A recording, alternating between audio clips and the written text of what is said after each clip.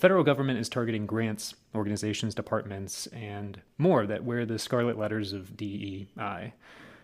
Without that language of inclusion and equity, are these institutions able to do the work of promoting environmental justice without that language? The answer is yes. I think that it's unfortunate that that language has become like a buzzword where people are using that language to retreat, withdraw, absence themselves rather than to involve themselves. However, I think that's only temporary. I think the life-changing conditions in our communities is not going to change, no matter what you call it. You can call it diversity, equity, inclusion. You can call it some other term.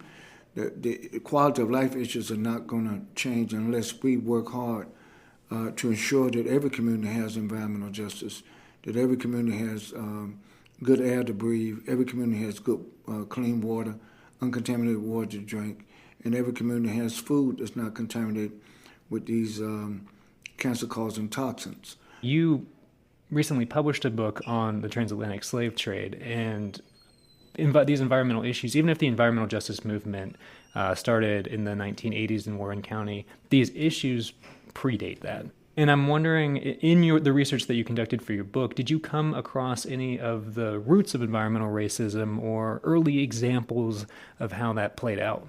Yes, very good question.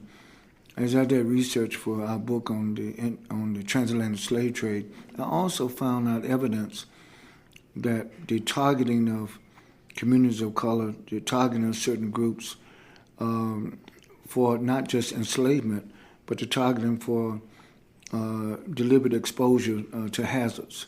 Did you uncover any early narratives or examples of how marginalized groups were suffering disproportionately because of their environment?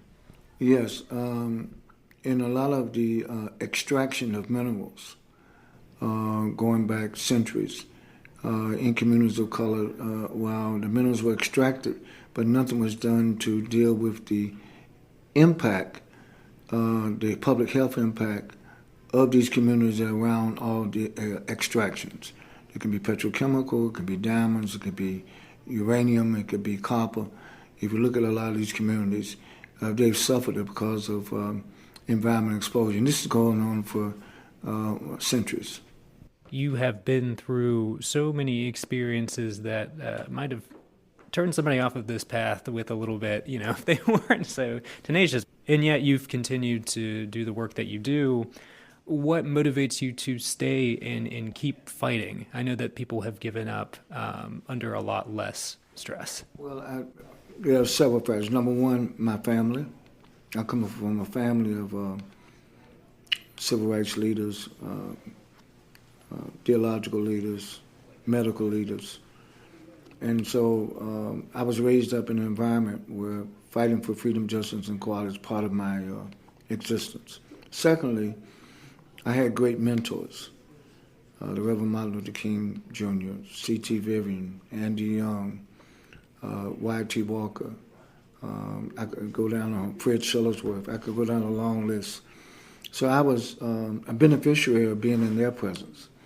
That's why I spend a lot of my time today trying to impart some of that learnings to the next generation of leaders.